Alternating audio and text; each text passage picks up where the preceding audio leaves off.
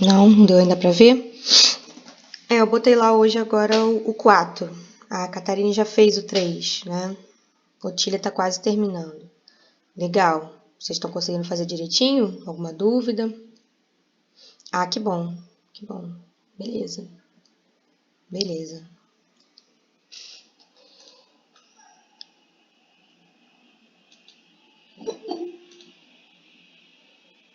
Tive dúvida na 16 e na 17. Tá, legal. Tá bom, Otília. Bom, a gente vai conversar, né, na próxima semana. Já vai ser a nossa aula de dúvidas desse módulo, né? No dia 23. E aí a gente conversa sobre as dúvidas. Mas se tiver tempinho em algum momento da aula de hoje, a gente pode falar também.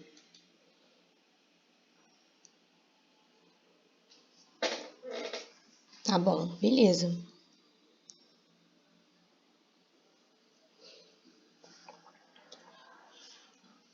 O ideal não só não é entregar, enfim, né? Só simplesmente, né? A gente tirar as dúvidas daquilo que você ficou com uma duvidazinha e tal, e aí a gente conseguir conversar sobre isso para vocês compreenderem, né? Qualquer coisa que vocês possam ter pensado de uma maneira e o ideal seria de outra, enfim. E aí a gente conversa na semana que vem, na quinta-feira, para vocês depois enviarem, né? Que aí enviando assim, tendo certeza em relação às questões, vocês conseguem aí as pontuações do ED, que é importante para a nota de vocês, né? E, e aí assim vocês vão estar mais preparados também para fazer a prova, né? Que a gente vai ter ainda aí mês que vem. Beleza? Ah, sim, sobre as notas dos EDs 1 e 2, eu vou disponibilizar antes da prova, com certeza. De todos, né? Vou fazer para todos. Menos o último, né? Menos em relação ao 5. Mas o ED5 não vai ser nada demais também. Mas eu vou disponibilizar dos 4, né? Dos 4 EDs, né? Que a gente vai ter até antes da prova, mas eu não consigo disponibilizar muito antes, não, tá, Laura? Muita coisa junta. E aí eu tô fazendo as coisas por partes. E aí, mas vocês vão saber a nota de vocês para fazer a prova, para vocês fazerem a prova mais tranquilos, né? Também não deixar ninguém nervoso, sem saber qual é a nota que tem nos EDs, né? Tá?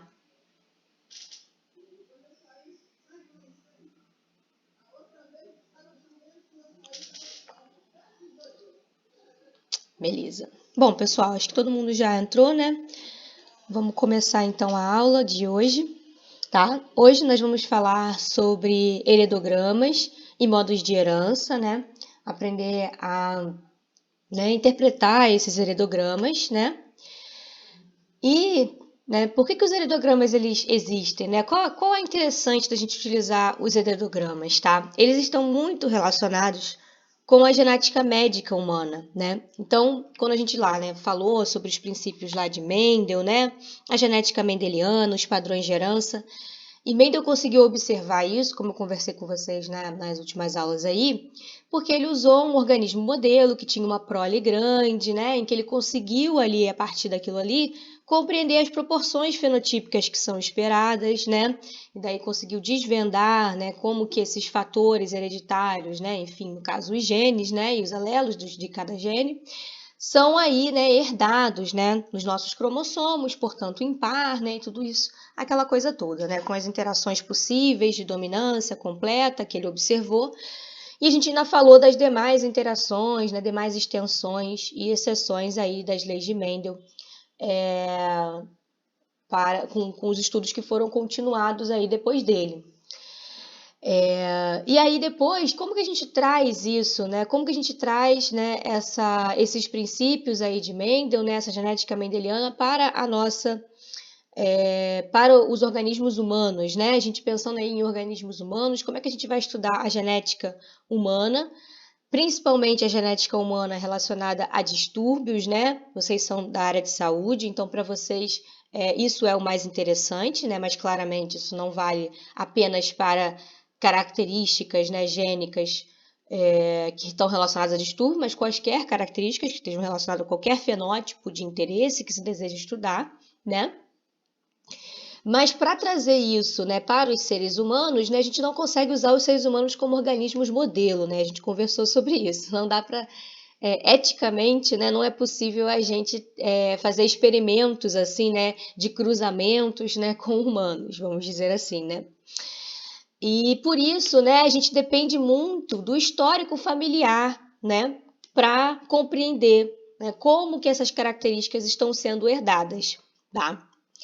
E é justamente isso que o heredograma traz. O heredograma ele é uma representação gráfica que traz ali um resumo do histórico familiar, tá? Por isso que ele vai ser tão importante aí na genética médica humana, tá? E a partir desses heredogramas a gente consegue interpretar, né, qual é o caráter dessa doença ou característica, enfim, que está sendo estudada, né? A gente consegue também interpretar, muitas vezes, os genótipos dos indivíduos, basicamente observando os heredogramas, a gente consegue inferir, né, quais alelos aquele indivíduo está carregando, se ele está carregando o alelo, né, que traz, né, aquele distúrbio, se ele está carregando esse alelo de uma forma heterozigota, de uma forma homozigota, né? A gente consegue, a partir deles, também interpretar e chegar em alguns genótipos. Nem sempre vai ser completamente possível, a gente vai observar aqui hoje também, mas muitas vezes será, tá? E assim, né, a partir disso, a partir desses estudos é que se chegou, né, aos modos de herança, né, de diversas características, diversas doenças, diversos distúrbios, síndromes genéticas humanas, né, a partir desses estudos. E aí agora, né, o que se utiliza muito, né, os heredogramas, né, é a gente conseguir aí a partir dessas interpretações calcular quais as chances, né, de um determinado indivíduo que for, né, realizar aí, né, um cruzamento com outro indivíduo, né, qual é a chance, né, de você ter um nascimento, né, de nascer uma criança ali, né, menino, menina, né, biologicamente masculino, biologicamente feminino, né, que vai ter aquela doença, que vai apresentar ou não apresentar, qual é a chance de apresentar e qual é a chance que ele não apresente aquela doença, aquela característica, tá? A gente consegue calcular isso, calcular essas probabilidades, né, de acordo com, assim como a gente fez, né, a gente conversou, né, montando lá os quadrinhos de Punnett e tudo mais, né, assim como a gente calculou lá chances, né, de a gente terem um novo nascimento, um determinado fenótipo, aqui também será possível, tá? E isso traz muito, né, tem relação com o aconselhamento genético, tá? Que a gente chama, né? O aconselhamento genético é basicamente isso, né? Duas pessoas que têm um histórico familiar para um determinado distúrbio genético, né? E que vão até esse, né, que seria um conselheiro genético, um geneticista, né? Diversas especialidades hoje trabalham com isso, né? Para que seja feito aí um aconselhamento, né? E a gente consiga ele estudar se esses dois indivíduos que estão planejando ter uma criança, mas têm um histórico familiar de uma determinada síndrome, né? Se eles têm chances realmente aí de ter uma criança com aquela doença, né? Ou não, né? E bom, de qualquer forma, né? O que a gente consegue, né, estudar, né? Distúrbios que sejam genéticos, mas principalmente as heranças do tipo monogênicas, tá? Então a gente vai estar falando dos heredogramas e vamos estar conversando sobre heranças monogênicas, né? Monogênicas são o quê? Né? Aqueles distúrbios que vão estar relacionados, fenótipos, né? Não necessariamente um distúrbio, mas um fenótipo em si, que esteja relacionado com apenas um gene. Então, um gene influenciando naquele fenótipo, tá? Por quê? Porque assim fica um pouco mais simples da gente conseguir, né, chegar, né, a essas interpretações, tá? Embora seja possível se fazer isso para mais de um gene influenciando, etc. Mas começa a ficar um pouco mais complicado, como a gente conversou, né? Quando a gente estava analisando dois fenótipos, vamos dizer assim, ou dois genes que interferem no mesmo fenótipo, nós começávamos a ter ali proporções 9 para 3 para 3 para 1, 12 para 3 para 1, lembram disso, né?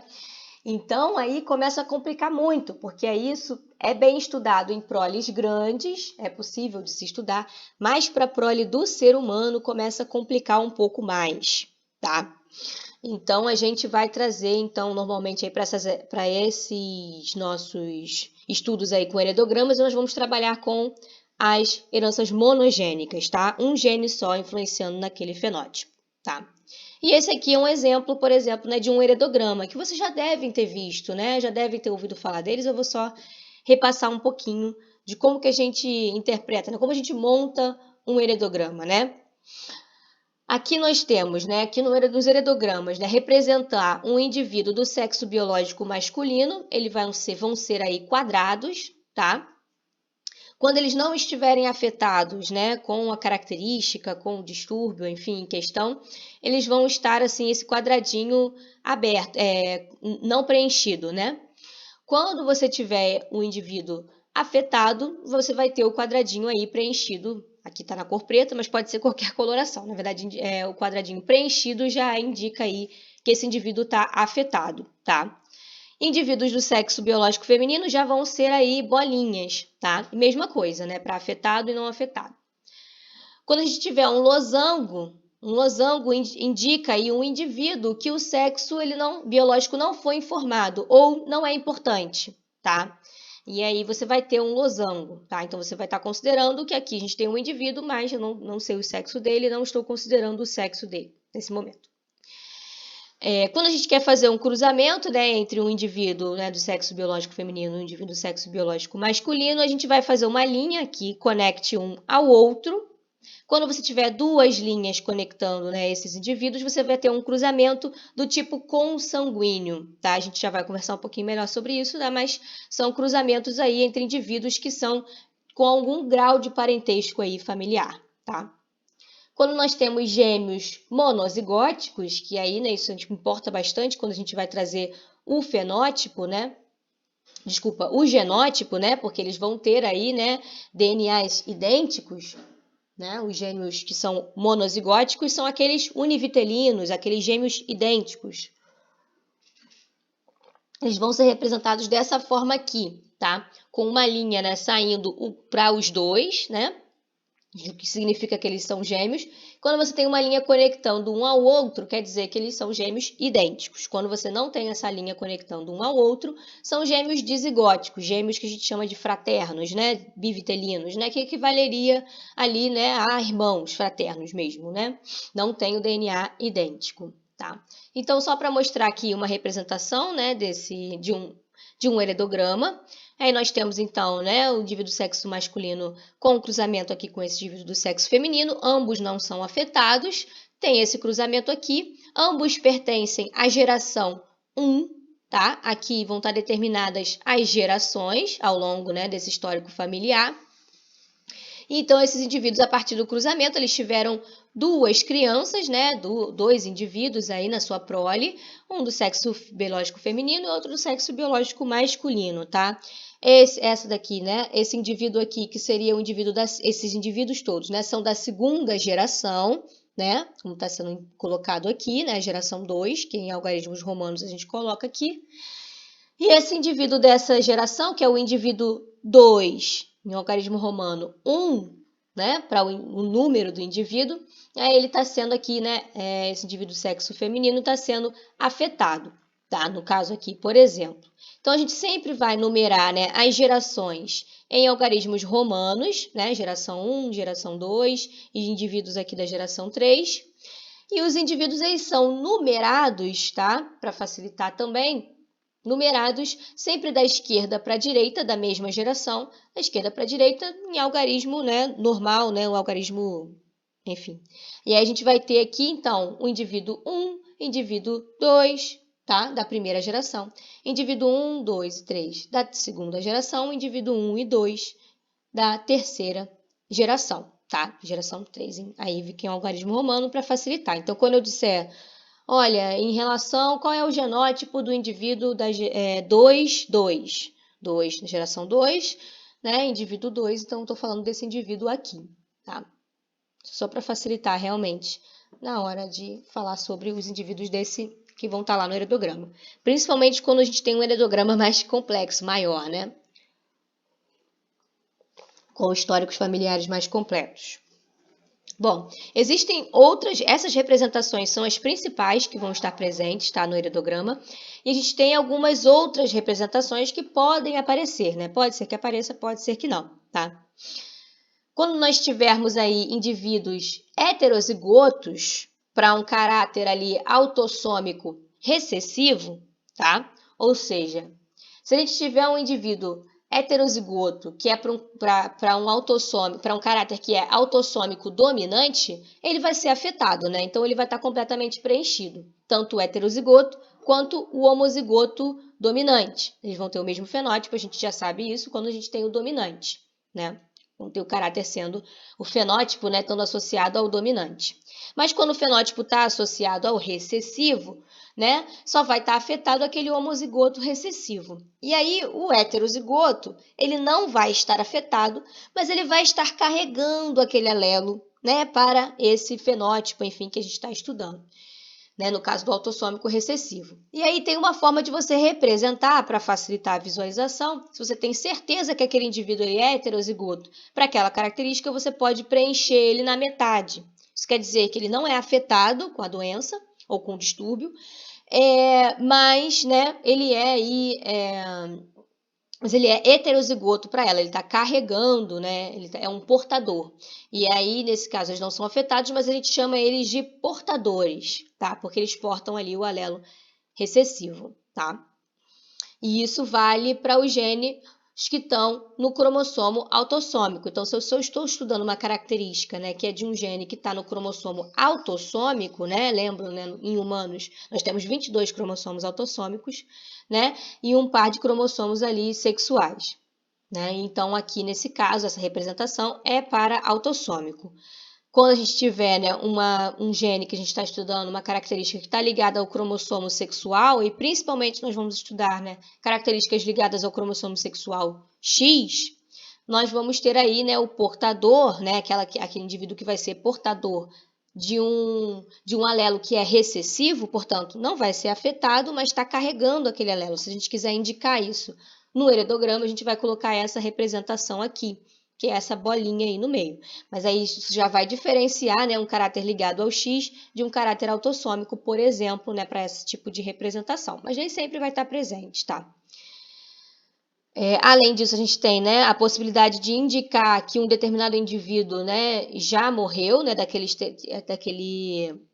histórico familiar, né, e isso vai acontecer com frequência quando a gente trabalha com várias gerações, né, muitas gerações do histórico familiar, né, de 3, 4 gerações para trás, né, a gente vai ter aí bastante indivíduos que vão já ter morrido e você pode indicar isso, né, com um risquinho, tá?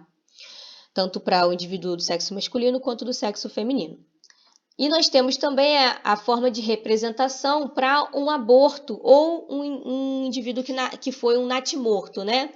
Isso é informativo, sim, né? Porque indivíduos, né, abortos e natimortos, eles podem estar indicando ali distúrbios genéticos que trouxeram, né, que levaram àquele aborto, ao natimorto acontecer.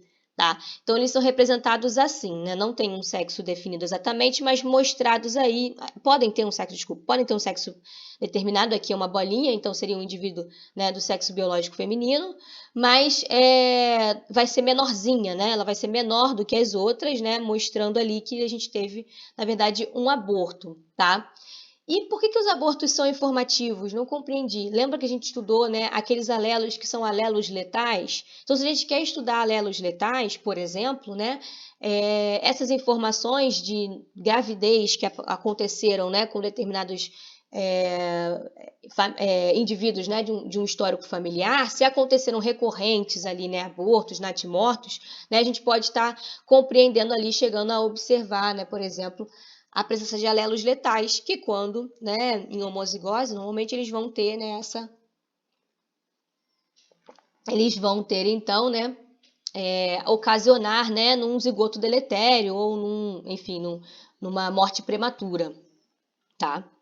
E nós temos também como indicar qual desses indivíduos daquele histórico familiar é o que a gente chama de probando, tá? O que é o probando? A gente indica isso a partir de uma setinha, tá? É uma setinha que indica que aquele indivíduo é um probando. O probando, ele é um membro da família, né, daquele histórico familiar, que primeiramente chamou a atenção do geneticista. Então, o geneticista que resolveu estudar uma determinada característica, né, e buscou ali, né, informações de alguma família, né, de que tem um histórico familiar, né, que ele tem ali completo, e aí ele busca, aí o que o geneticista faz para estudar isso, né, ele vai buscar informações, né, de hospitais, né, vamos dizer assim, que indiquem, né, que aquele indivíduo tem um determinado caráter, tem um determinado distúrbio, né, e aí ele pode acabar observando ali um indivíduo que o chama atenção para que seja feito aquele estudo, né? E aí esse indivíduo, né, que a gente chama que chama a atenção do geneticista, ele é denominado probando ou propósito. Então esse foi o meu propósito a partir daqui, né? E normalmente o fenótipo do probando é de alguma forma excepcional, né? Ele é diferenciado, enfim, né? Tem um distúrbio novo, um distúrbio que se deseja estudar, né? E por isso se estuda aí a partir dele o histórico familiar para compreender se aquele fenótipo, né, está associado a uma característica genética, porque nem sempre vai estar, tá, pessoal? Nem sempre vai estar relacionado a uma característica genética, um fenótipo que a gente parou para estudar, tá? Mas a gente consegue chegar naqueles que são, de fato, características genéticas a partir, né, de criar esses históricos familiares, esses heredogramas, tá? Então, quando se monta um heredograma, para que ele seja informativo, a gente precisa ter um mínimo de informação para tirar conclusões, obviamente, né? Então, algumas características importantes para os heredogramas é que eles tenham, por exemplo, um mínimo de 3 gerações. Se a gente está falando de uma geração só, né? Pai, filhos, bom, isso aí é muito pouco informativo, né? Lembrem de Mendel, né? Aí a gente recorda lá o Mendel, né? O Mendel pegou uma linhagem parental, a primeira geração, né? Fez cruzamentos entre elas, chegou numa segunda geração F1. Depois do entrecruzamento da geração F1, cruzamento da F1 com o parental, né? Ele fez novo cruzamento e chegou numa terceira geração, que a gente chama de F2. E a partir disso que ele tirou conclusões belíssimas, né? Que a gente estuda até hoje. Então, repense, lembrando disso, né? Entendam que um mínimo de 3 gerações para a gente conseguir compreender como é que está sendo herdada aquela característica, tá? Mas quanto mais gerações você tiver, né, quanto máximo de informações for possível resumir naquele heredograma, melhor, tá? Uma outra coisa importante, né, que esse conselheiro genético, o geneticista, enfim, que estiver estudando, ele tem que conseguir trazer a história reprodutiva de maneira completa. Então, conseguir trazer as informações de quantas vezes as mulheres grávidas, né, quantas vezes as mulheres ficaram grávidas, né, e qual foi o resultado de cada gravidez. Foi de qual indivíduo, de qual sexo, com qual característica, né, e incluindo os abortos, como a gente já falou, tá? Também identificar, né, se a gente tem algum tipo de problema congênito ou genético além, né, daquele fenótipo que a gente está estudando. Também é informativo se trazer isso, porque você pode ter uma relação, né, entre o fenótipo que você está estudando e esse outro problema congênito, tá? Além disso, traçar a idade dos indivíduos também é importante, tá? A idade que os indivíduos tiveram, por exemplo, né, no caso dos indivíduos do sexo feminino, né, aí você tem as gravidezes que aconteceram, né, os nascimentos a partir dessas mulheres. Essas mulheres, elas tinham qual idade, né, nesse momento, né? Tem muitos síndromes que têm uma maior frequência, né, síndromes genéticas e tudo mais, que tem uma maior frequência quando você tem aí gravidez de mulheres que tem uma idade mais avançada, né? Um pouco mais avançada, né? A partir de 35, 40 anos, por exemplo, é mais frequente casos de síndrome de Down, tá? Por exemplo.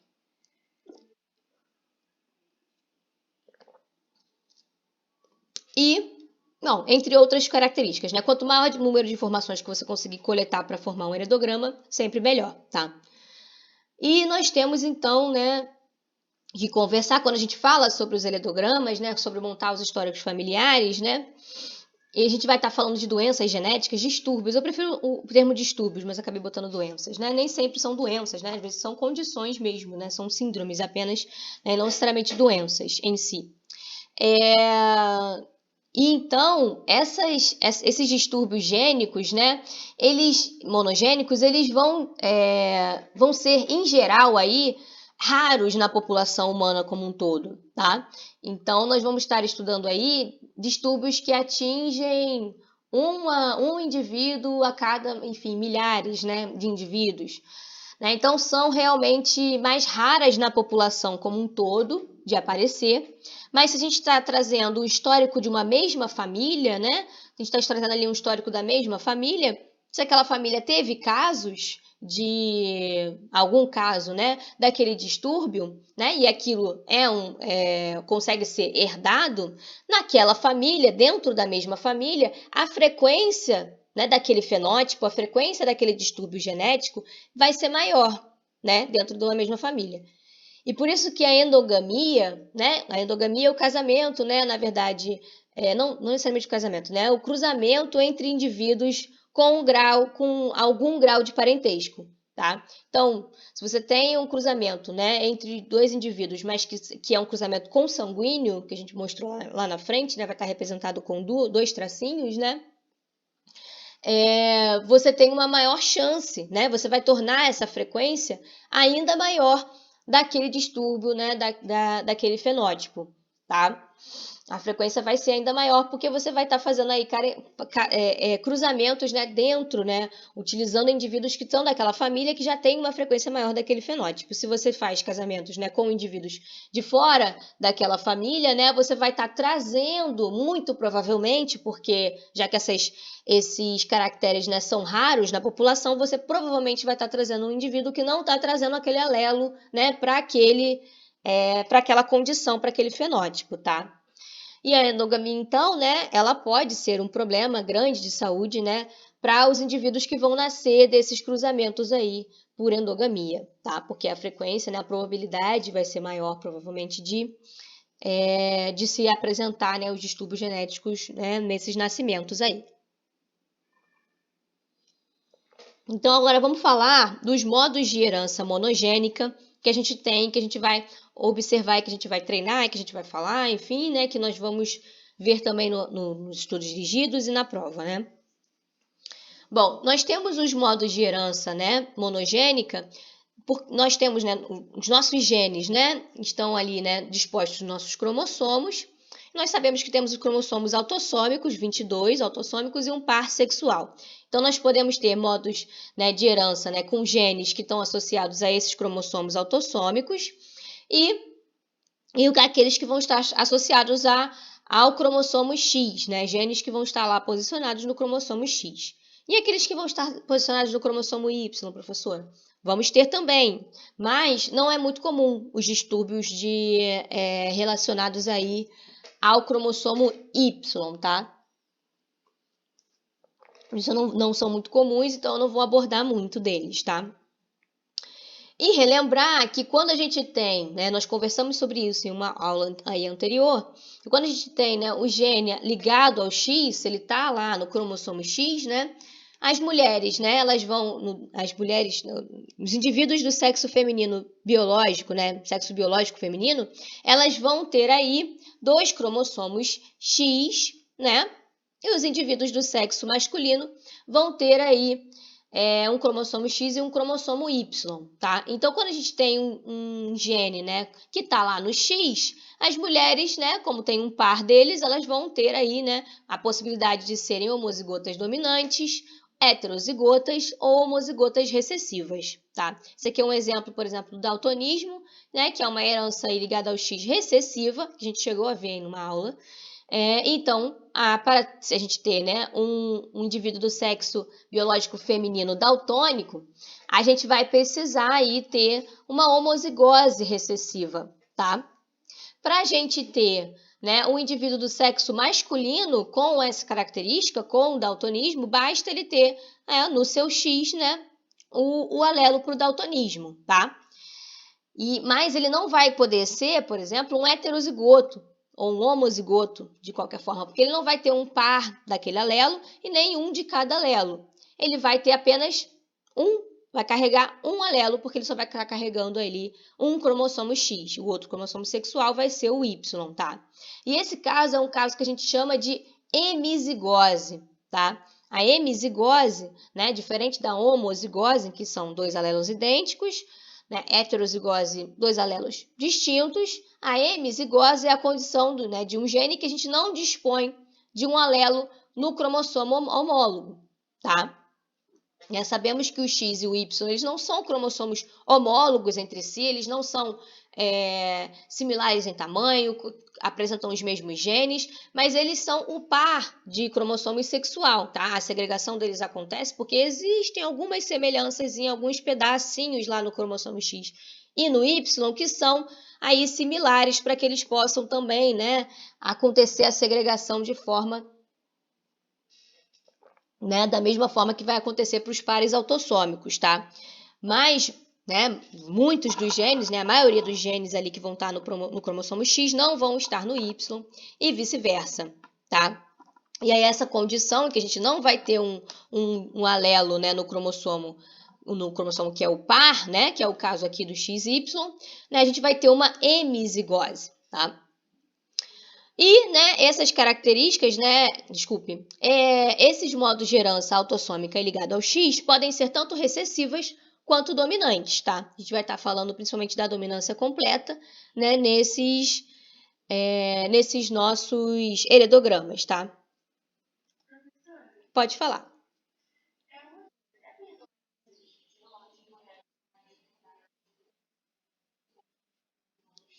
Sim.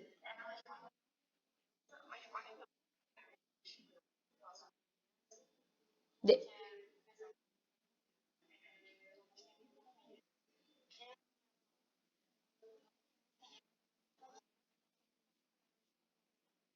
Uhum. Sim, Iris, isso é possível, tá? O daltonismo, por exemplo, não é um exemplo disso, né? As mulheres portadoras realmente, que eu saiba, né, nunca soube, né, delas terem alguma característica intermediária, né, por serem aí portadoras, né? Mas existe, a gente falou sobre isso, né? Falou sobre a dominância incompleta ou parcial, né? Que o heterozigoto não vai ter o mesmo fenótipo do homozigoto, né? Para aquela característica, né? Para aquela, no caso, né, da hemofilia recessiva, né? O recessivo, né? Não vai ter o mesmo fenótipo do homozigoto recessivo, mas também não vai ser exatamente idêntico ao homozigoto dominante. Ele vai ter uma característica ali intermediária, né? Isso pode acontecer sim, eles. Então é provavelmente por isso sim, tá? Isso não só para hemofilia, mas para outras características também, tá? Então vamos começar falando dos heredogramas, né? Como é que a gente observa os heredogramas que são aí para características autossômicas recessivas, tá? Primeira coisa que a gente tem que pensar é que se for autossômica, homens e mulheres vão ser afetados em igual proporção, tá? Então, né, se a gente for estudar, né, aquela condição em si, você vai pegar lá históricos hospitalares e vai ver, né, e vai conseguir verificar que homens e mulheres vão ter, né, ser afetados em igual proporção, né, em proporções muito parecidas ali, né, mais ou menos 50% vai ser mulher, né, do sexo biológico feminino, e 50% vai ser do sexo biológico masculino, né, ou em torno disso, com algum desvio, pode ter algum desvio, né, 60, 40, por aí, mas não desvios muito grandes, tá, de proporções. A outra questão, né? Então, quando a gente for observar um heredograma como esse aqui, por exemplo, nós temos, né, um indivíduo masculino, né, com esse caractere, e um indivíduo aqui feminino, tá, com esse caractere. Então, a princípio, eu não posso dizer, né, que afeta mais indivíduos masculinos do que indivíduos femininos, tá? A princípio, não posso dizer, então, posso considerar que talvez seja uma herança aí autossômica, tá? E né, quando a gente está falando de recessiva, as autossômicas recessivas, aí vamos relembrar lá de Mendel, né? Quando for recessivo, quer dizer que para ter, né, para ser afetado, então para esse quadradinho aqui, né, ou a bolinha estar pintadinho, a gente vai ter que precisar ali de um homozigoto, né, para que esse fenótipo, né, se manifeste, tá? Então, relembrando isso aí. Mas vai ser comum, nesses casos, né, em que você tem a autossômica recessiva, vai ser comum o salto de geração. Alguém me perguntou isso na última aula, não me lembro quem, sobre isso, né? É comum, né? Às vezes a gente vê, né, um salto de uma geração ou até duas gerações, né? Teve um indivíduo lá no histórico familiar com aquele distúrbio, duas gerações passam sem nenhum indivíduo apresentando aquele distúrbio e a seguir aparece aquele distúrbio novamente, né? Poxa, como que isso pode acontecer, né? Como a gente não tem uma prole grande, mais uma vez relembrando isso, né? Quando a gente tem um caráter autossômico recessivo, não sei se vocês lembram, né? A gente vai ter que ter um cruzamento entre dois indivíduos heterozigotos, né? Para a gente poder ter na prole, né, em uma proporção de 3 não afetados, né? Heterozigotos ou homozigotos dominantes, para um, né, afetado, que seria o homozigoto recessivo. Então, é uma proporção de 3 para 1. Eu tenho um afetado a cada 3 não afetados. Então, como a nossa prole é pequena, a gente pode ter aí 1, 2 filhos, às vezes vai ter mais, aqui nesse caso, né? Essa primeira geração, né? Esse cruzamento teve aí 4 filhos, né? Então, aqui, né, nesses 4 filhos que teve, né? Teve um com esse caráter afetado. Mas se você tiver 2 filhos, né? Ainda vai ser difícil, talvez, né, de você aparecer aquela... Pode ser que sim, existe a chance de você ter um filho e ele ser afetado? Existe, a chance é ali de 25% para um cruzamento, né, entre monohíbridos. Mas, né, como a prole é pequena, às vezes acaba saltando uma geração, né, e volta a aparecer, tá? Por quê? Porque o cruzamento entre indivíduos que não têm essa característica, ou seja, indivíduos não afetados, ele pode gerar um indivíduo afetado, tá? Então, ó, cruzamento entre dois indivíduos não afetados, eu gerei um afetado. Isso quer dizer o quê? Que é recessivo, porque esses indivíduos aqui, eles não são afetados, tá? Mas podem estar carregando o alelo, né, que traz aquele distúrbio. E ao cruzarem, né, aí sim é que a gente tem um indivíduo, né, com aquela característica, tá? E aí você vê pulando, né, uma geração, né, essa geração aqui, né, a geração 3, né, os indivíduos não apresentaram, né, essa característica, mas esse indivíduo daqui, nós já sabemos que se é recessivo, ele recebeu um alelo recessivo, né, desse cruzamento, e aí então, né, pode acabar doando, né, vai acabar sendo um portador, tá? Então, isso que a gente faz, né, ao interpretar. A gente já vai treinar isso aqui daqui a pouco. Aqui a gente vê, por exemplo, um cruzamento consanguíneo, aquilo que eu falei sobre a endogamia, né? Então, a gente vê que esses daqui são primos de segunda geração, acredito, né? Esses daqui, esse e esse, né? Seriam primos de segunda geração, né? Aqui são primos e aí são primos de segunda geração, acredito isso, né? Enfim, tem um grau de parentesco, né? Tem algum grau de parentesco, né? Compartilham, né? A partir desse cruzamento é que você teve esse indivíduo e também esse indivíduo aqui, tá? Então, no cruzamento consanguíneo, a chance é maior ainda, porque eles provavelmente estão carregando esse alelo, né? Ali com heterozigose, né? E aí, nesse cruzamento consanguíneo, você tem aí um indivíduo afetado, tá? Mas nem sempre, tá? Embora os caracteres sejam, como eu falei, né? Esses alelos, eles sejam indivíduos afetados, né? Vão ser raros na população em geral, mas ainda é possível, uma outra possibilidade é de não ser um casamento de endogamia, né? Um cruzamento, né? Por endogamia, né? Com sanguíneo, a gente pode ter um cruzamento, né? E que tem aqui, por exemplo, esse indivíduo não é consanguíneo com esse daqui, né? E esse cruzamento ainda assim gerou um indivíduo aí afetado por esse distúrbio autossômico recessivo. Isso quer dizer que um alelo veio, né, desse progenitor e o outro alelo veio do outro progenitor, né? Então, com certeza, esse progenitor aqui que veio de fora da família ainda veio carregando esse alelo. Ainda há essa possibilidade sim, tá?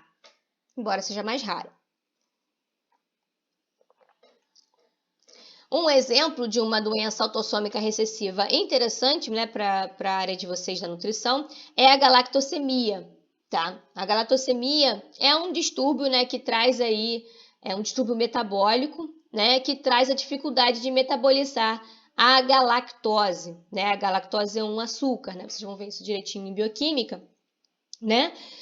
A lactose, né? A gente tem muitas pessoas que têm intolerância à lactose, mas a lactose em si, né? Ela é um açúcar composto aí de duas, né?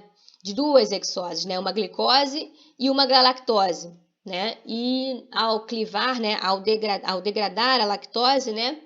A gente gera a galactose e esses indivíduos aqui, eles têm dificuldade de metabolizar essa galactose, tá? E tem um acúmulo dela no sangue, e isso causa aí problemas aí de saúde para esses indivíduos que apresentam esse distúrbio, tá? Agora, quando a gente tiver um distúrbio autossômico dominante, tá? Da mesma forma, sendo autossômico, homens e mulheres vão ter, né, são afetados em igual proporção. Então, observando aqui esse heredograma de exemplo, né, temos tanto, né, sexo biológico feminino quanto sexo biológico masculino, né, sendo afetados em mesma proporção, tá?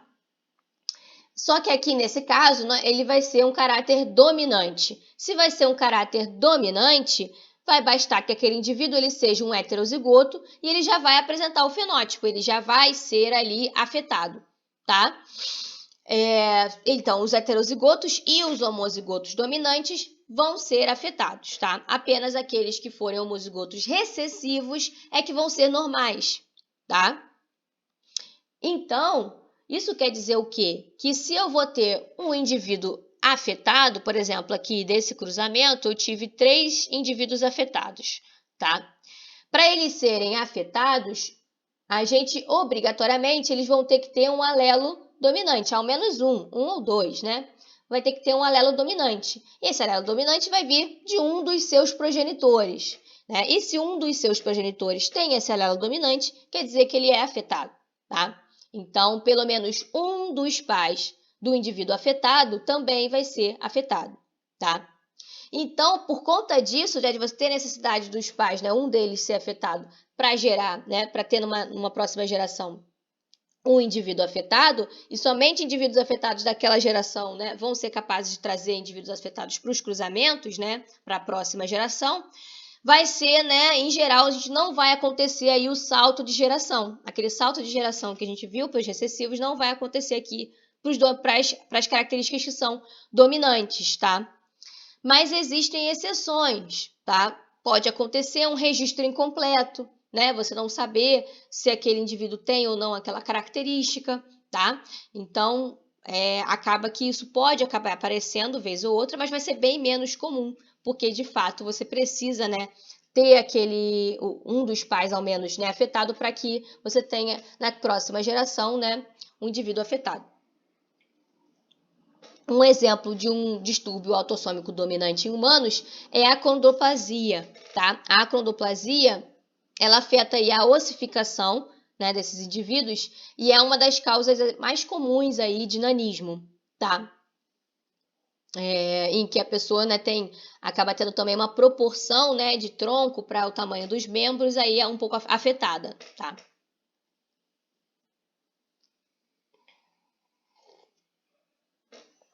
Agora vamos pensar nos caracteres que estão ligados ao X, tá? X é o cromossomo sexual X, né?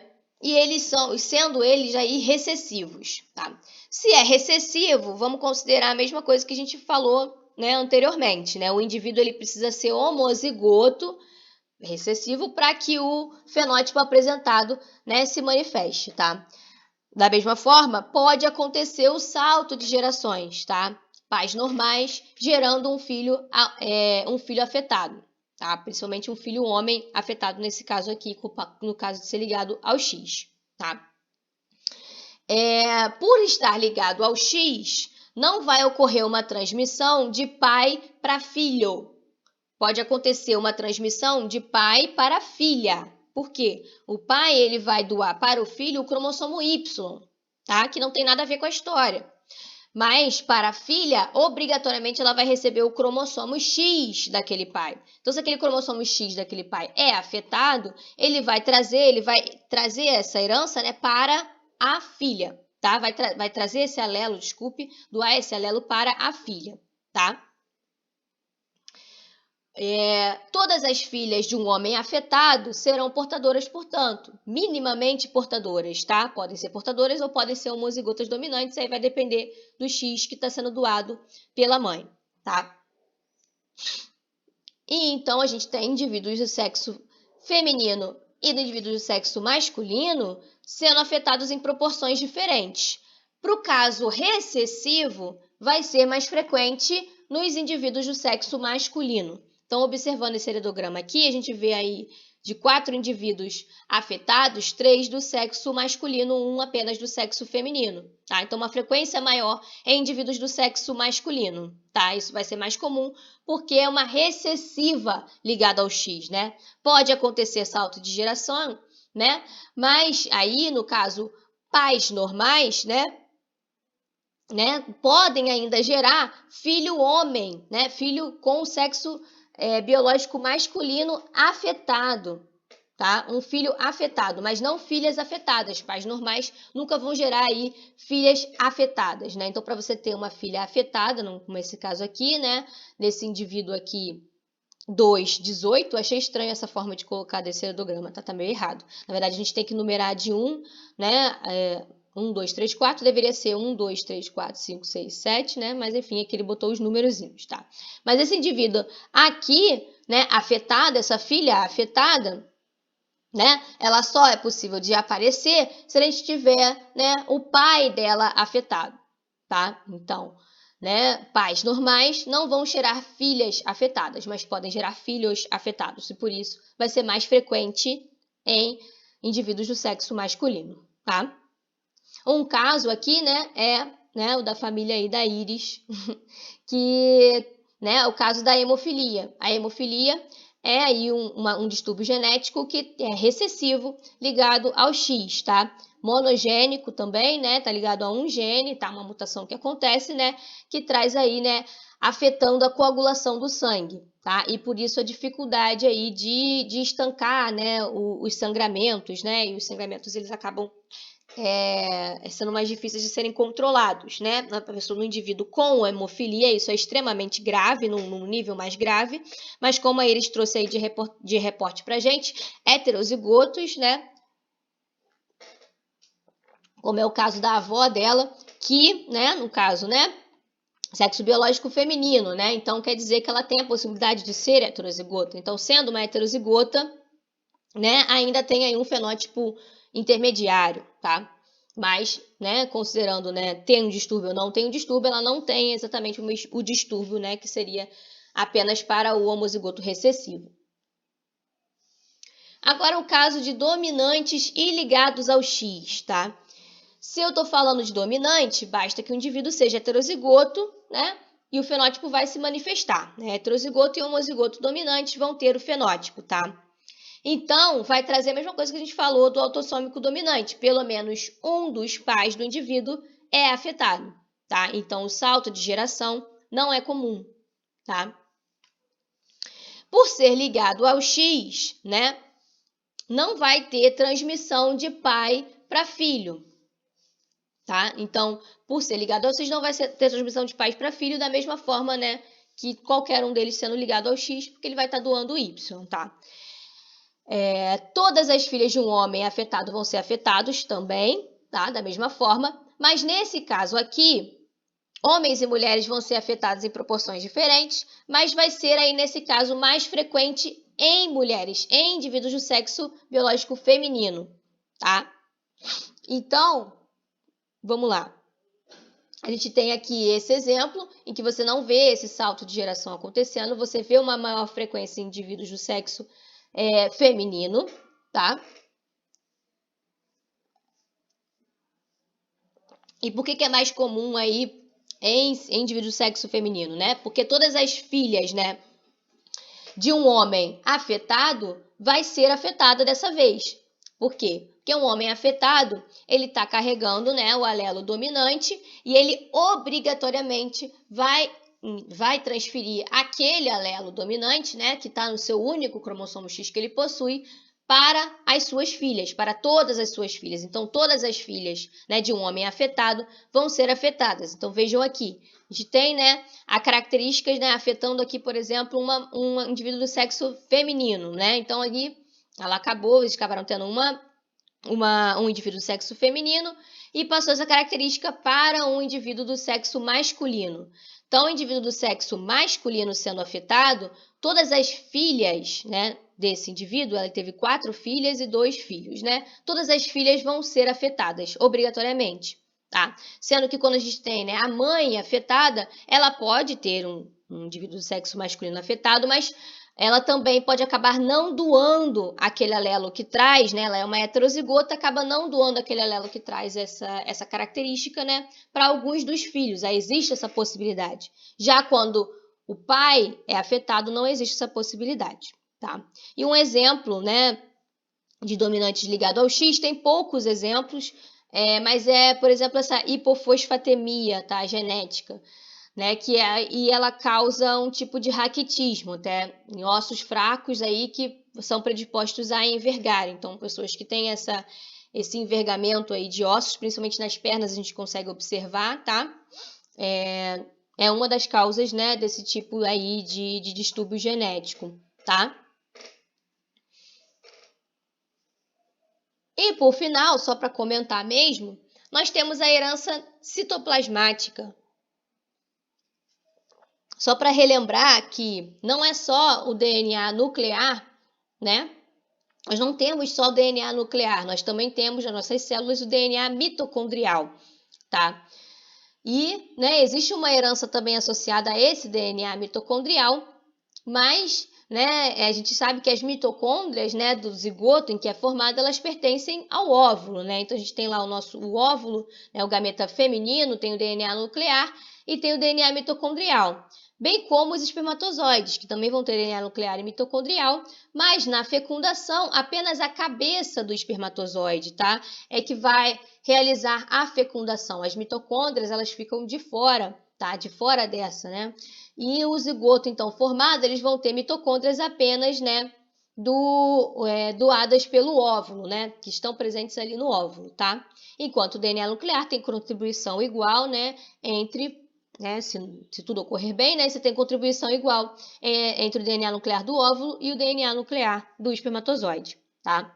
Então, isso quer dizer que as mitocôndrias, né, elas são doadas sempre de mãe, né, para os seus filhos e formando aí o que a gente chama, né, de mãe para o bebê, né, sempre doando da mãe para o bebê, você tem aí uma herança matrilinear, né? Então, você, né, tem uma mitocôndria, que foi a sua mãe que doou, as mitocôndrias delas, né, quem doou foi a mãe dela, né, a sua avó materna, aí sua bisavó materna, sua tataravó materna, são as mesmas mitocôndrias que foram sendo aí transferidas, né? Até o momento que você chega, né, um indivíduo do sexo masculino, ele não vai transferir essas mitocôndrias para frente, né? Somente, né, indivíduos do sexo feminino que vão continuar aí por completar aí essa herança aí matrilinear que a gente chama. Linear porque ela realmente é um tipo de herança linear, tá?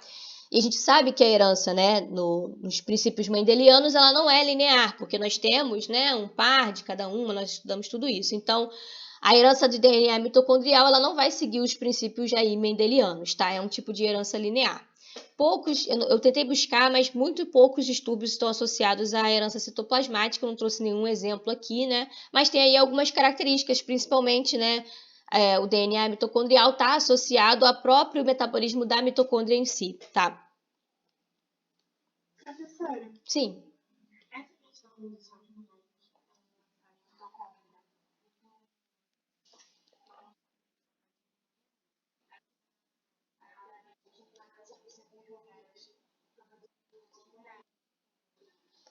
E, nossa, Iris, eu não tinha ouvido falar sobre isso, não.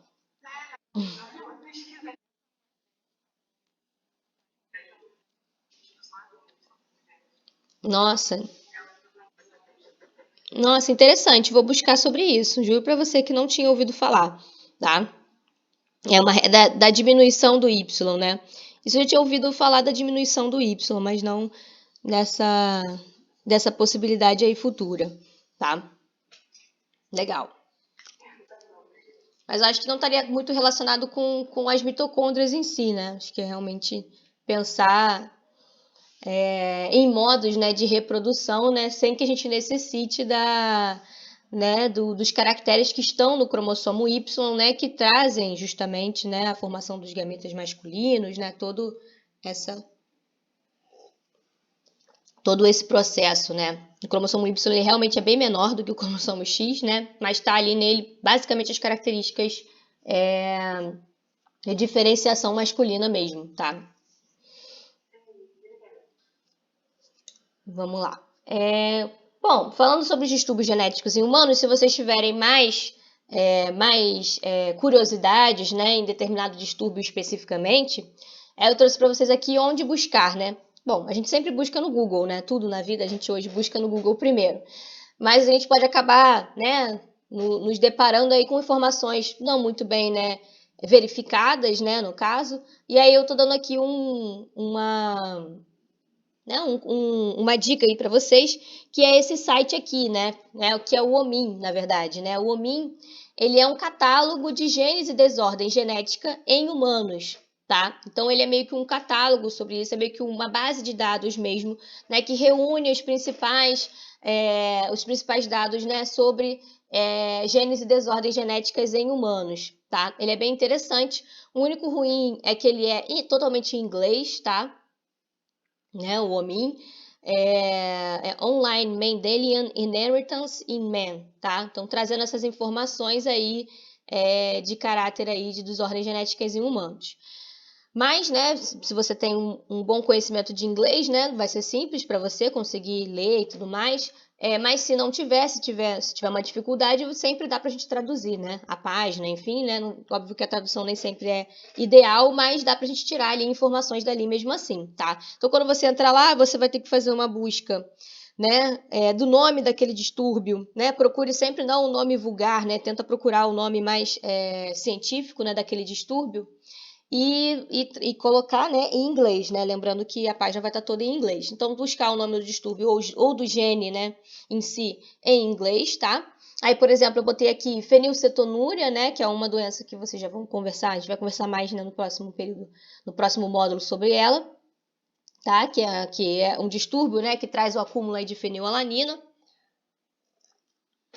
Aí eu coloquei aqui, por exemplo, a fenilcetonúria, ele vai encontrar diversos, né, diversos links, né, para ela, né, para o próprio distúrbio da fenilcetonúria, mas aí também vai aparecer, né, por exemplo, aqui, né, a proteína em si, né, a fenilalanina hidroxilase, né, e outros. E aí você colocando ali na fenilcetonúria, aí ele vai trazer, tá? Por exemplo, aqui, né, o que é, né, fenilcetonúria, né? É hiperalaninemia, né? Vai trazer qual é a deficiência de qual proteína, por exemplo, da fenilalanina hidroxilase, né? Então vai trazer aí informações para vocês.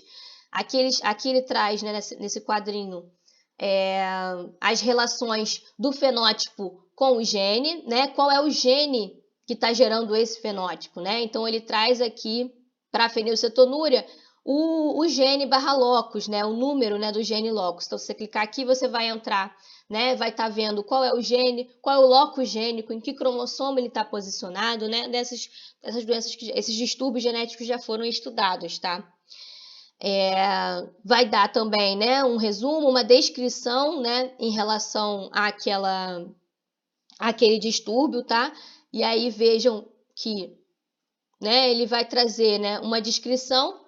Dentro dessa descrição, normalmente, né, você vai ter, se houver essa informação, ele vai dizer qual é o caráter dessa doença, desse distúrbio, né? No caso aqui, né, fenilcetonúria sendo autossômica recessiva, por exemplo, né? O que ela causa, e vai trazer também mais informações clínicas, né? Que vocês vão talvez se interessar mais em algum momento, em algum ponto da carreira de vocês, enfim. E aí vai trazer informações clínicas, vai trazer referências de artigos também, né? Nessa área, enfim, artigos que sejam relacionados aí a esse distúrbio genético. Então é uma plataforma bem interessante, tá? Para vocês, enfim, usarem, mexerem, abusarem dela aí, tá? Bom, agora a gente vai, na segunda parte da aula, a gente vai exercitar um pouquinho os heredogramas, para vocês fazerem eles aí nos EDs e depois na prova. Obviamente, aumentando o nível de dificuldade, né? Para vocês depois fazerem ED e depois fazerem na prova com outro nível de dificuldade. Vamos agora exercitar, né? No primeiro exemplo aqui, eu trouxe esse heredograma, tá? E aí eu pergunto, sugira aí o padrão de herança mais provável para esse heredograma super simples que eu coloquei aqui, pessoal. O que vocês acham? Alguém quer responder? Exatamente, Iris. É um autossômico recessivo. Você tem que ser recessivo, porque a gente tem os pais normais, né? Gerando indivíduos afetados, né? E a gente tem, né, mulheres e homens, né? Indivíduos sexo feminino e masculino sendo afetados da mesma forma, né? Por isso, então, seria aí autossômica recessiva. Então, essa é uma pergunta que eu posso trazer. Qual é o padrão de herança mais provável? Para vocês me dizerem, tá? E aí, depois, vamos tentar indicar os genótipos prováveis para cada um desses indivíduos aqui representados nesse diagrama, tá? Dando o maior detalhamento possível, tá? Não adianta você, eu acho que esse indivíduo é... Não, não é eu acho. Quanto você pode ter certeza, né? O que você pode ter certeza em relação ao genótipo daquele indivíduo, tá? Então, vamos lá. Se a gente tem um distúrbio, né, recessivo aqui, se é uma característica recessiva, é mais fácil a gente começar dispondo os genótipos, sempre, na verdade, é mais fácil a gente começar dispondo os genótipos dos recessivos. Por quê? Se ele é, no caso aqui, afetado, ele tem que ser homozigoto recessivo para esse gene, né? No caso aqui eu usei o A, só para ser mais fácil, né? A letra A, enfim, mas vocês podem usar a letra que vocês quiserem. E aí, então, cheguei que os meus afetados são azinho, azinho. Isso é claro. Se os meus afetados são azinho, azinho, os pais, né, devem apresentar esse alelo azinho obrigatoriamente. Mas eles não são afetados, então eles são aí heterozigotos. Então, dispor os fenótipos de todos eles. E aí, agora a gente chega aí. E esse indivíduo aqui, 2, 1, né? Qual é o genótipo dela?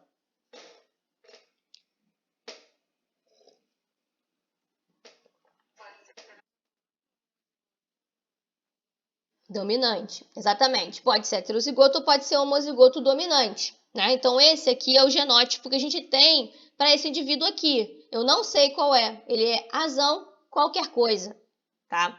Azão qualquer coisa, tá? Dispus os genótipos. A última pergunta é, qual a probabilidade de que essa filha, né, 2, 1, seja heterozigota?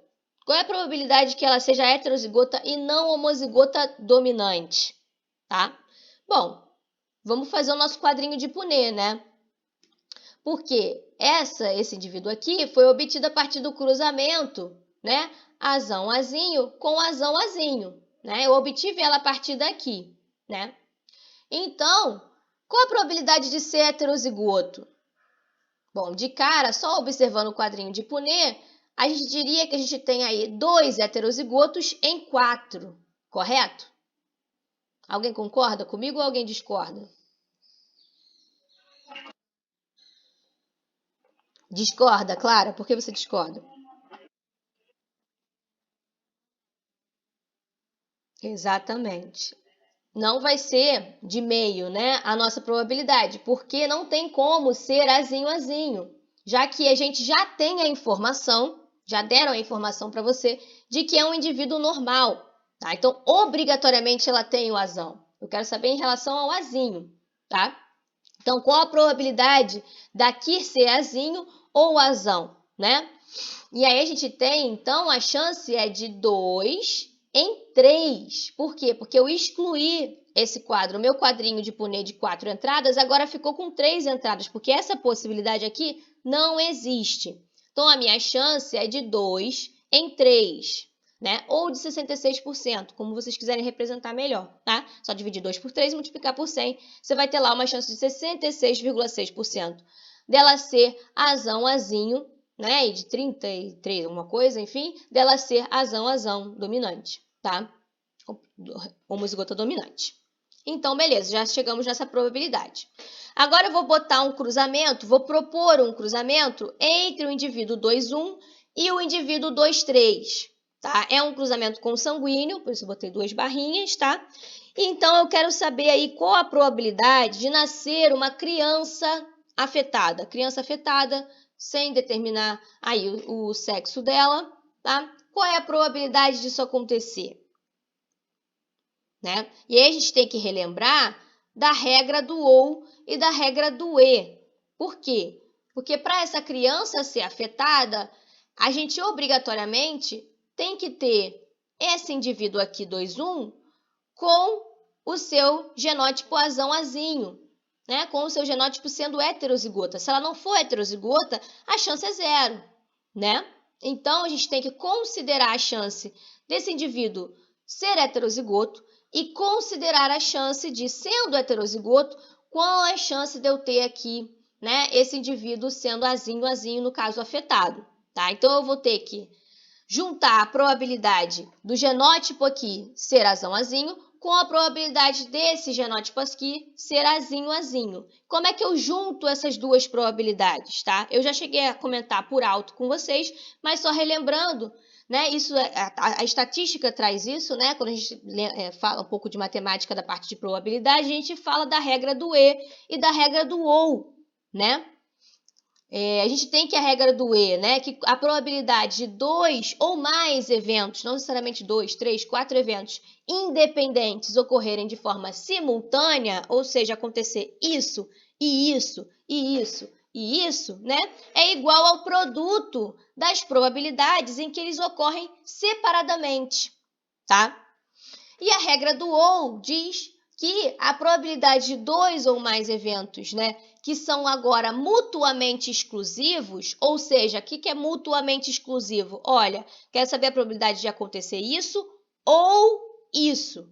Isso ou isso, e não isso e isso, não simultaneamente, né, as duas coisas, mas uma coisa que exclui a outra, tá? E aí, nesse caso, vai ser igual a soma das probabilidades de ocorrerem de forma separada, tá? Então, relembrando só, né, que a gente fala muito em probabilidade, é lá da moeda, né? A gente joga a moeda e a chance de cair cara e de cair coroa, né, é sempre de 50%. Tem 50% de chance de cair cara e 50% de chance de cair coroa, né? Metade de chances para cada uma. Na regra do E, né, eu diria que eu vou jogar uma moeda aí 2 vezes. Qual a chance de cair cara na primeira vez e de cair coroa na segunda vez, né? Então, eu estou aqui com a regra do E. Eu quero que 2 eventos independentes ocorram simultaneamente, tá? Necessariamente. Então, eu preciso, né, da probabilidade, né, de acontecer, né, na primeira vez sair cara, que a chance é de metade, 50%, vezes, porque eu estou falando do E, né? Na segunda vez, sair coroa, que também tem uma probabilidade de meio, né? Então, eu vou multiplicar meio com meio e vou ter aí 1/4 de chance ou 25% de chance, tá? Desses 2 eventos acontecerem simultaneamente, tá?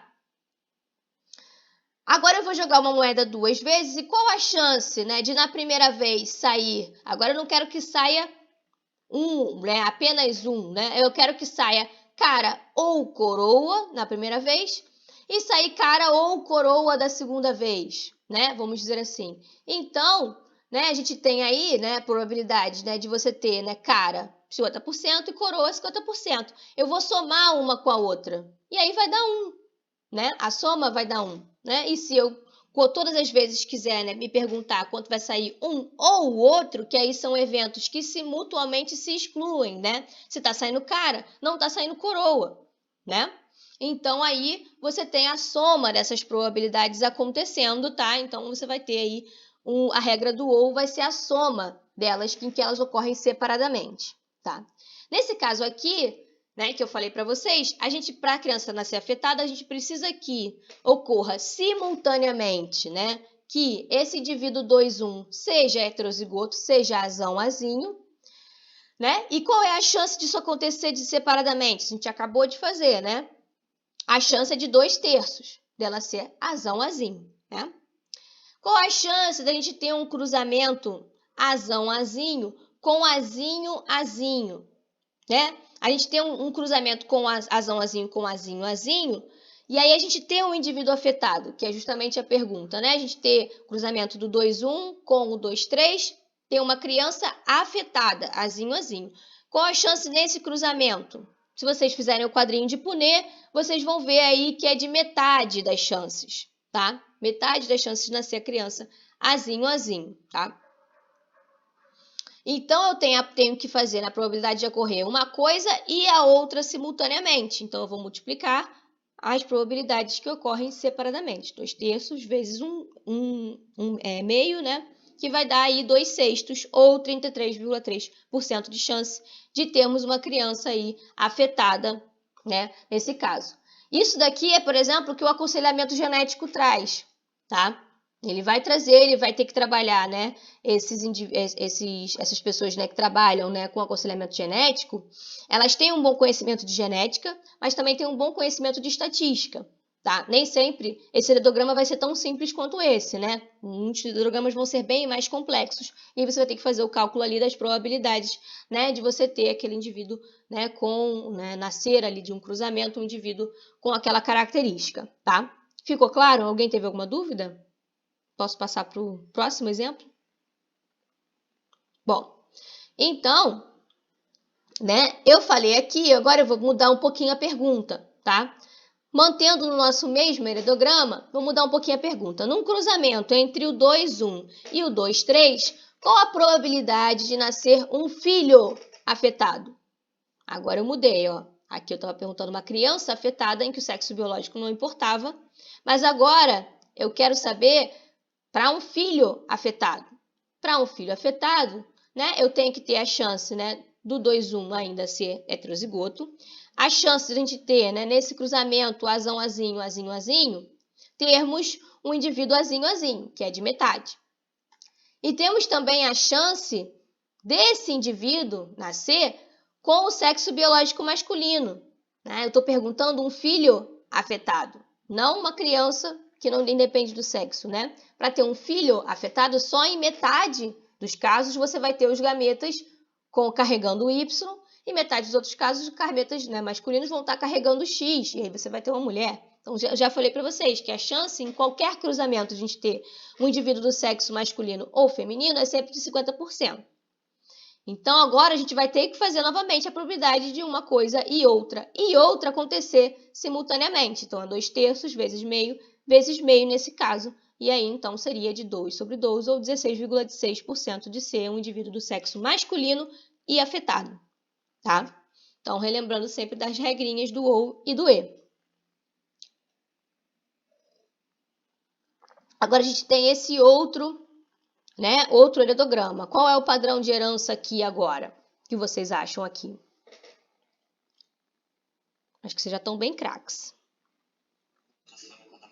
Exatamente, Gabriel. Aqui a gente tem um autossômico dominante, porque a gente vai vendo que não acontece salto de geração, que sempre para você ter um indivíduo afetado, né, você tem ao menos um dos pais afetados, né, então quer dizer que estão aí um alelo dominante, né, que está sendo passado para trazer essa condição, tá? Então, para ter um alelo dominante para ser passado para os filhos, né, um dos pais ao menos vai ter que ter esse alelo e vai ter que ser afetado também, tá? Então, não ocorre o salto de geração aqui. E, além disso, nós temos 4 mulheres, né, 4 indivíduos do sexo feminino e 3 indivíduos do sexo masculino. Ah, não é 50-50. Não é 50-50, mas está numa proporção aí bastante parecida entre um e outro, tá? Então, é autossômico dominante. Agora, vamos indicar os genótipos. Novamente, é mais fácil indicar os genótipos começando pelos recessivos. Nesse caso aqui, aqueles que são homozigotos recessivos não são os afetados, né? Porque a gente tem uma condição dominante. Então, vamos indicar que são homozigotos recessivos aqueles que, né, estão aí como indivíduos normais. Então, vamos colocar aí, pronto, os genótipos deles estão definidos. Super fácil. Agora, vamos para os indivíduos, os demais indivíduos, né? Começando de cima para baixo, a gente tem que esse cruzamento aqui, nós tivemos, né, um indivíduo afetado, tivemos um indivíduo normal dentre os filhos. Eles tiveram 2 afetados e um não afetado. Esse aqui não afetado, né, tem é um homozigoto recessivo. Então, ele recebeu um alelo daqui e o outro alelo veio daqui. Então, obrigatoriamente, esse indivíduo também vai ter que ter um alelo dominante porque ele tem, né, é afetado, então é um heterozigoto, tá?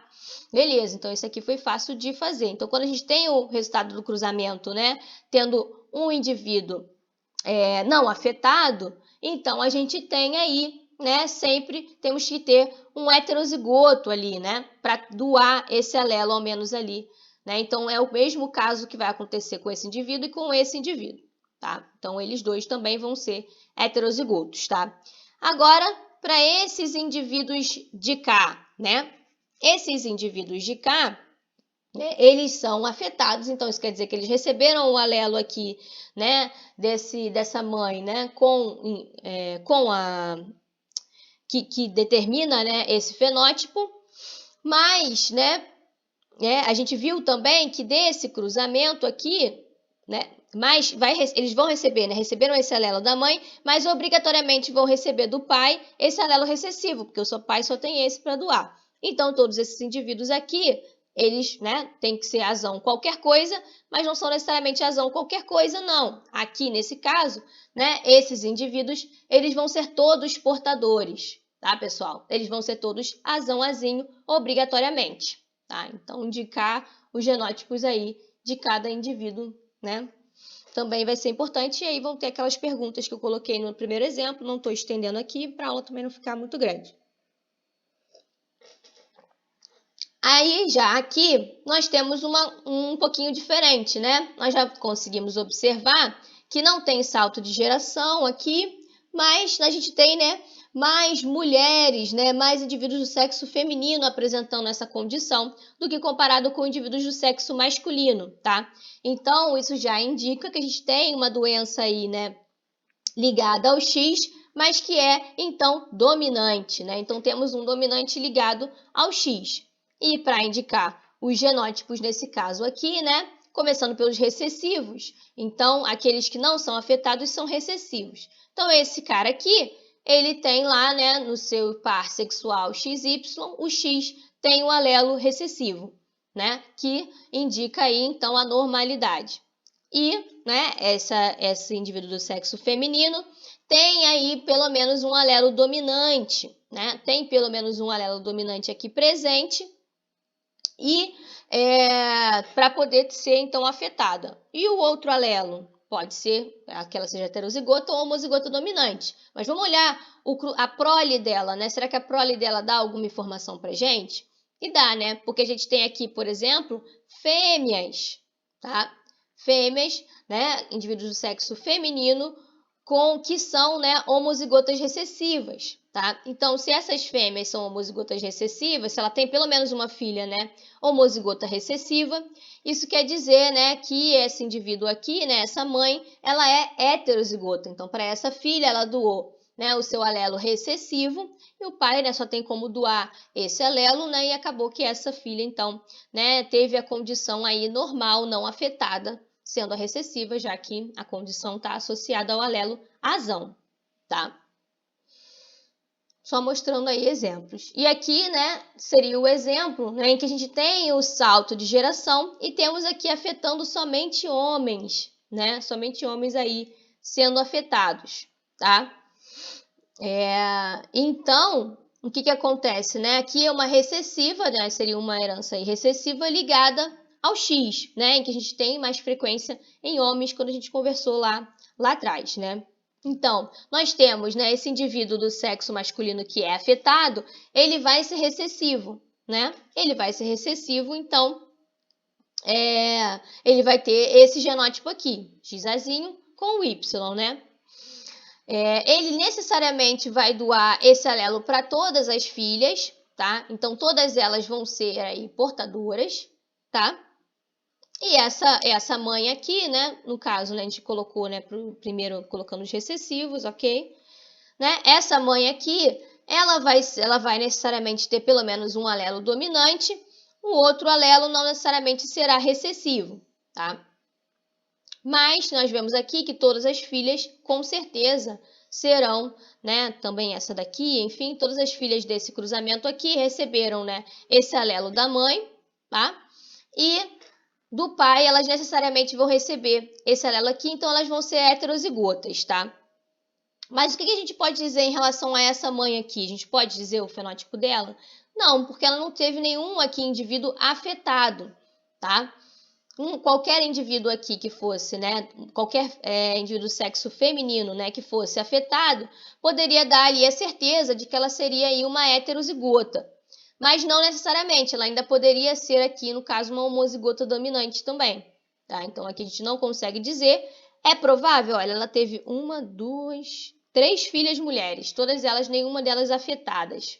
Bom, há uma chance grande dela ser homozigota dominante, mas, né, a gente não conseguiria dizer aqui, ainda seria de 50% de chance dela ser, né, dessa mãe ser uma heterozigota ou uma homozigota dominante, tá? Não, no caso, desculpa, metade não, né? 2/3, né, como a gente conversou lá no primeiro caso, né? Já que ela é necessariamente uma indivídua normal, né? Não tem a possibilidade dela ser azinho, então a chance dela ser heterozigota é de 2 em 3, né? 2/3. Beleza, pessoal? Bom, por hoje é só isso, tá? Que a gente tinha para falar, treinar os heredogramas mesmo. E agora eu preciso que vocês façam os EDs, tá? O ED3 e o ED4 e tragam as dúvidas de vocês. Na semana que vem, na quinta-feira que vem, a gente vai conversar novamente, né, sobre as dúvidas que vocês tiverem. Se vocês tiverem alguma dúvida aqui para agora, né, quiserem, né, a gente tem aí um tempo aí, né, temos meia horinha ainda de aula para conversar sobre esse ED. Alguém prefere fazer isso? Eu posso gravar, né, e depois disponibilizar também para vocês. O que vocês preferem fazer? Me avisa.